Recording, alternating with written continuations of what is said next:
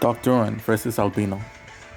Alberto Albino and the Blue Ward Sword, whose defense can never be broken, had at last arrived in the Docdoron universe. Here we take this universe. Then we will let my son finish what he started and crush the Guardian in their universe. Then all will know and fear the name of Albino. The entire leadership of the Albino, including Strawn and Yam Albino, who didn't fought in their universe, were now here. Yam was the spy who saw Docdoron first. Now she is back to help her family take it over. It's time. The time for sightseeing has come to an end.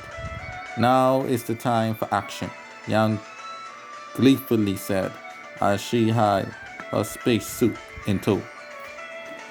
To the Docdoran's horror, the healer space was filled to the max with Cthulhu fighters. So much so that they made it all the way across the universe and to the main Docdoron galaxy. UV and his family and forces were all alone as the Guardian were obliterated by Albino. Now, a decisive battle between the Docdoron and the Albino for control of the Docdoron universe was about to begin. On one of the inhabitable moons that was just a couple thousand miles away from the Docdoron capital planet was where the battle was about to go down. The Docdoron met the forces of Koka, Inga, Dubus, Quickertan, Manani, Miss S, Mondo, Zipper, and Richmond, JT, and their massive military force. Hall was excited as his blood was boiling. This was the biggest fight ever. Red Adult X wanted to prove his loyalty as he could if he helped the Docdoran survive. Garvin of the Healers led his forces against the enemy. Garvin noted that Monta was not with them. His wariness of him ever grew. Indy Docdoran then had hate in her heart for the Cthulhu, but she realized that it was the Albino who were at fault. Randall's will was to see his lord and friend survive this trial, and he was willing to lose his life in this battle for it. Lastly, UV himself was leading the entire force in the front. Fight on, men and women of Madonia. We will overcome. Everyone was fighting hard, and no one was backing down. Kate Johnson noticed that the full force of the Albino were not there at the battlefield. Down! We must save our strength for Albino, he said. Then Shaman heard him, and then she sounded the alarm. We must get through this enemy. Then Great Catan said, the enemy has caught on to what is happening. Now, Marco, give the signal to our Lord to come. Then Alberto's bodyguard arrived and declared the Docdoran finished. There is no need for Albino to come in the battlefield. We shall end them ourselves. All units advance. UV then yelled out the last order and said, all forces forward. We shall not allow these invaders to take what is rightfully ours. Move out, men and women of Docdoran. Then the Cthulhu were being pushed back. UV used his spear to defeat the likes of Marco Antan and Mondo and his forces, pushed away the military of the Cthulhu. Then the Cthulhu retreated. The Docdoran forces, who didn't know who was yet to come, celebrated a premature win. Then suddenly, the Albino Armada came, and everyone was stunned. Indy said, it can't be. How many do they have? It even filled the entire sky. Then Alberto Albino came down from his ship to face the now weary UV. Alberto then signaled out his hand and told UV to come.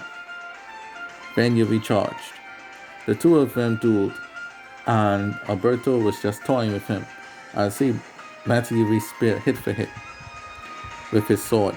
Then UV fell down, and Alberto slapped him with his sword, and UV went flying into the air.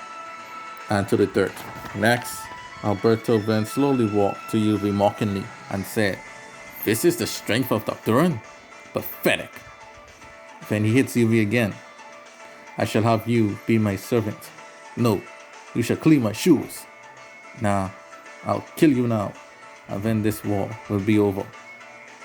As Alberto was about to raise his sword to finish UV, UV then channeled an unknown power deep within him. What? What is this fire I feel inside me? This power that is inside me. It's... Ah! Then suddenly, a big explosion came from UV and Alberto barely catch on to block the blast. Then, when the smoke cleared, UV stood up with a red aura all around him. His wounds were gone and his strength grew 10 times 100. He was now a god warrior.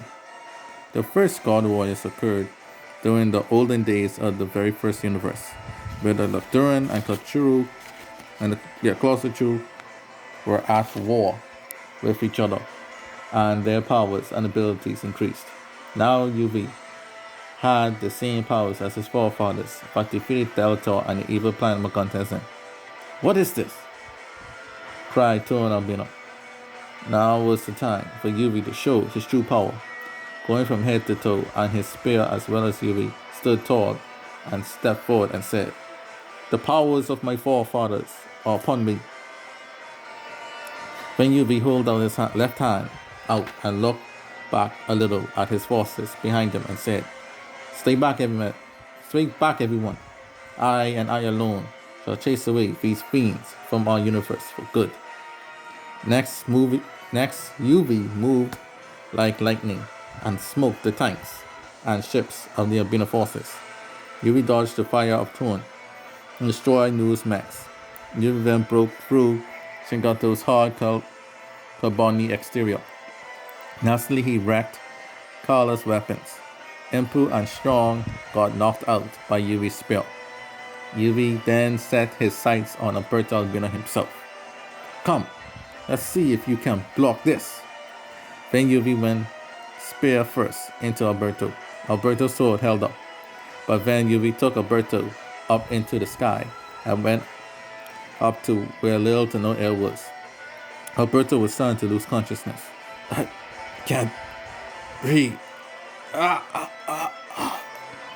Then Yam noticed her lord in trouble and said, Lord Alberto, no!" She quickly put on her spacesuit and rushed to the skies. She flew with her spacesuit to save her lord just in the nick of time. Then Yam ordered a full retreat. "Retreat! We mustn't fall here! Retreat!" With Alberto barely breathing and the Albeana pride broken, every single last one of the Albeana army left the universe. It was a universal-wide celebration, as UV Docdoron had single-handedly saved his universe from the brink.